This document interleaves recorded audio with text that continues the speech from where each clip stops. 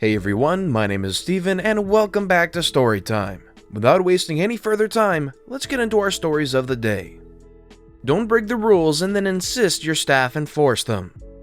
Whilst I was at university, I worked in our students' hall, basically a two-story bar that was subsidized by the government. Because of the subsidy, it was the cheapest place in town, so we would get a couple locals come in. To prevent this, we were supposed to check everyone had a student ID, but no one minded as the locals were usually polite and handled their booze better than most students. My manager, who was a local himself, would encourage locals to come, and would either discourage ID checks or simply not inform new staff of the situation. He would often steal from the bar and would give free drinks to his mates. One night he had a bunch of his buddies in town come in, have a drinking session at the bar's expense, paid for maybe 1/5 of the drinks, till way past closing and beyond our license. This resulted in the police being called for a noise complaint and his boss, Hall's head, finding out. To cover his butt, he claimed that the group were locals that we, the bar staff, had happily allowed to stay, and then fudged the accounting for the night to make up for the free drinks. Because of this, he himself demanded we check every student ID, and the head took away some of our employee perks. The Sunday after this all went down, the pool tournament guys come in. These guys rotate which bar they go to every week between a list of maybe 6 that have good enough pool tables and lounge space. I personally had served them half a dozen times. They make their way over to the bar and the first guy is well into his 40s. "Hey man, before I can serve you, I have to see your student ID. He chuckled and said something along the lines of, "Do I look like a student?" and proceeded to order. "Look, I'm sorry, but I've been told that if you haven't got a student ID, I can't serve you."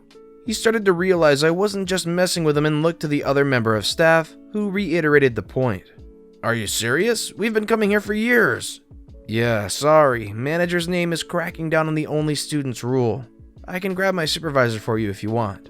My supervisor was also a student and explained the situation, said he was sorry for the inconvenience and that if they had any complaints, to call the head, my manager's boss, and even gave out a couple of his cards that were in the office. The pool guys left, which meant no one was really in the building, so we ended up closing early. Next morning, I awoke to my manager screaming down the phone at me. But it was my day off, so I hung up and didn't go to work, as a customer, till past noon. When I did, my coworkers couldn't wait to tell me what had happened. My manager had come in and had a shouting match with my supervisor in front of everyone grabbing a morning coffee. The head had indeed received some complaints and scheduled a meeting with the manager that morning. Not wanting to face it alone, he took my supervisor with him. I imagine intending to throw him under the bus as much as possible. The head was ticked. A, because all these 40-something men had called to complain on his personal number on a Sunday. B, because these 40-something men, by their own admission, had been coming for years at the invite of the manager, whom they knew well.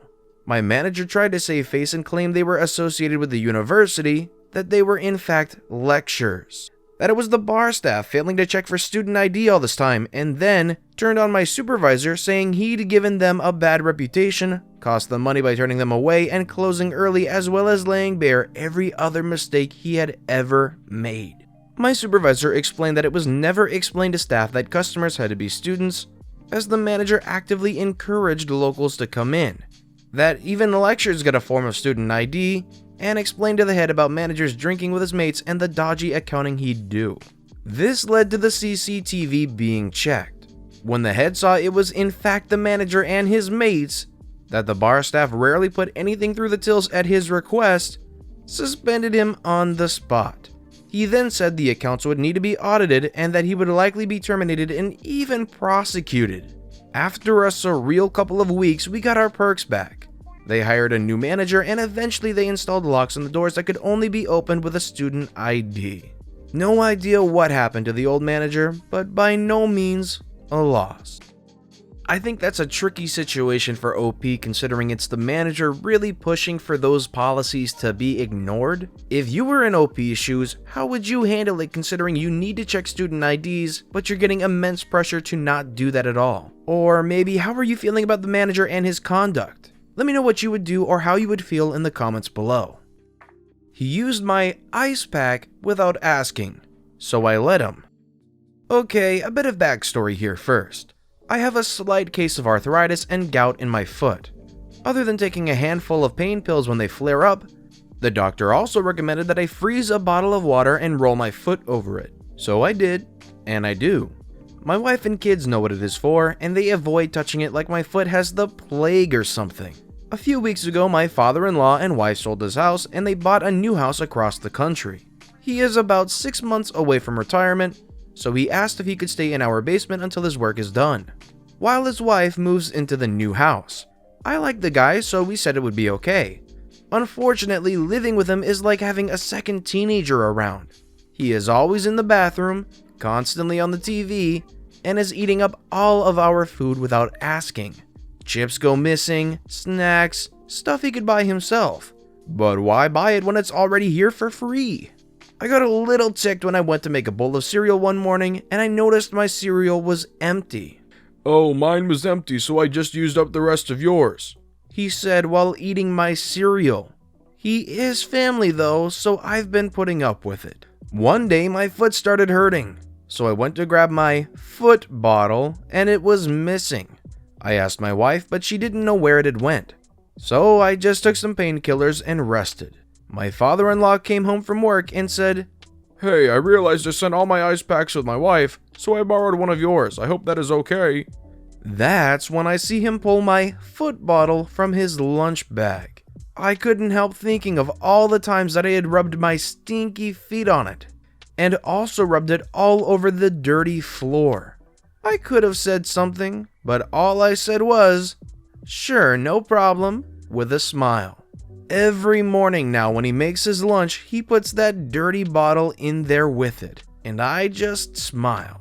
Don't worry, all of his food is wrapped up, so there's no real transfer of foot to food. The top comment on this post by Rookie44 says it best when he says, "Guess you could say he gout what was coming to him. If you don't like it, you can leave." So for 6th grade, my mother decided to send me to a private Christian school. Not sure why, we weren't religious, but I think she was scared of the rumors of the local middle school I would have went to instead. This was a tiny school. The graduating class had 7 people in it. Everyone had been together since kindergarten, and I was the only new girl in the entire school. It was great. The only good thing was the teacher that everyone loved. However, she left halfway through the year for maternity leave and was replaced with the worst substitute I have ever met in my life. Unable to control the small classroom of 15, rude, opposing directions. It wasn't long before the entire class hated her. However, I noticed her favorite phrase was, "If you don't like it, you can leave." I already knew I hated the school and the church. I was too mouthy and opinionated and was unliked by most of the admin, so one day I made sure to annoy her. Sigh loudly when she's talking, maybe an eye roll or two. It wasn't long before she threw her go-to line at the class. "If you don't like it, you can leave," she eventually declared, I'm sure in her mind, dramatically. So I left. I walked out of the class and sat in the hallway. The principal, and I forgot this, but at the school, your parents had to either allow the principal to paddle you with a big plastic paddle, or they had to call your parents who would leave work right then and discipline you immediately. I know my mom signed the paper saying this guy could paddle me, but I hated this sub enough to risk it. Walked down the hallway and asked me why I was sitting outside. I simply told him the teacher said I could leave. The only fallout was my poor pregnant teacher came back to finish out the year. I feel bad for that. But don't tell a bunch of 6th graders to leave if they don't like it. 'Cause idiot, bye. It takes a lot of kahunas to step up and walk out like that. I don't think I would ever have the ability to have that much confidence and a little bit of arrogance to be able to just walk out of class like that. Only work the allotted hours on the project? Okay, let's watch it fail. Several years ago, I worked at an organization where I managed several projects. For most of these projects, I had a team to help meet deadlines. My time was split up between these projects in percentages that dictated how much time I could work on each. On one of these projects, I was alone and was allotted 20% of my work week to work on it, 8 hours. I liked this project and my contract had from the contracting organization, so I often worked much more than the 8 hours. Pretty often, it was around 20 to 30 hours extra a week for this project. Yes, I asked for help, Yes, I asked for more time on the project. Both requests were denied as we didn't have the people for it or the money. No, I was never paid overtime. Seeing as I was working so many extra hours, often very late into the night, I occasionally asked my manager if I could come in a few hours late because I had been up until 3 to 4 a.m. working on a deliverable. At first, this request was accepted and I would come in late and leave late. After the 6th or 7th time, my requests started to get declined with my manager saying, "They don't need the deliverable at 4 a.m., so why are you working that late?" About a month after the requests were first denied, my mental health started to worsen as I was barely sleeping. I decided to listen to my manager. I stopped working extra and stopped working until the early morning on all projects. I carefully marked down the times that I spent on each project on an Excel sheet and made sure to never go over my allotted hours.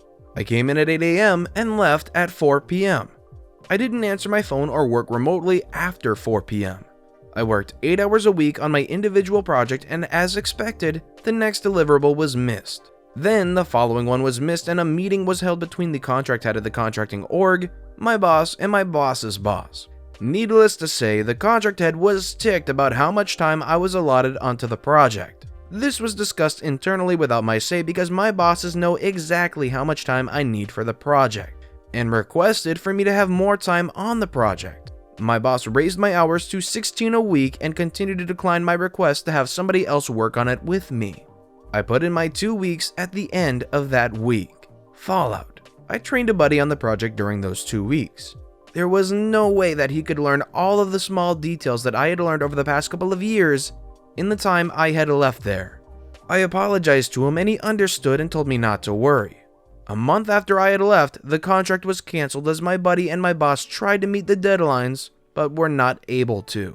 I now work at a much better company where I've only worked extra if my manager requests it.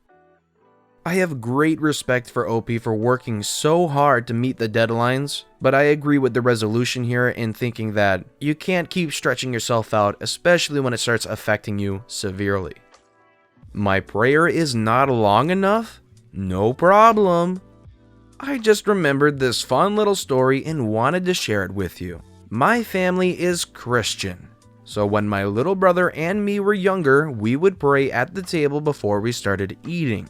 At one point, my dad told us about an acquaintance of my parents who would just say, "Danke, Amen. Thanks, Amen," before a meal. After that, my brother would often volunteer to pray before a meal and just say, "Danke, Amen."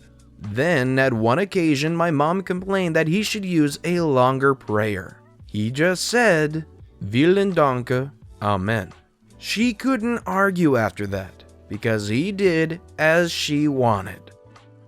If you wanted to maliciously comply here, there's only 2 ways you could really go. Either adding one word and calling it longer, or start reciting the entire Bible and see how long you can go before somebody completely shuts you up somehow. But with that, that's all of our stories for today. So let me know in the comments below which of these stories was your personal favorite and why.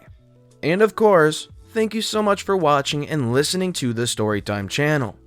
And if you haven't yet, please consider subscribing. Don't forget to turn on the notification bell so you'll never miss an upcoming video. And don't forget to let me know which of these stories was your personal favorite and why in the comments below. Thank you all again for watching and listening to the Storytime channel.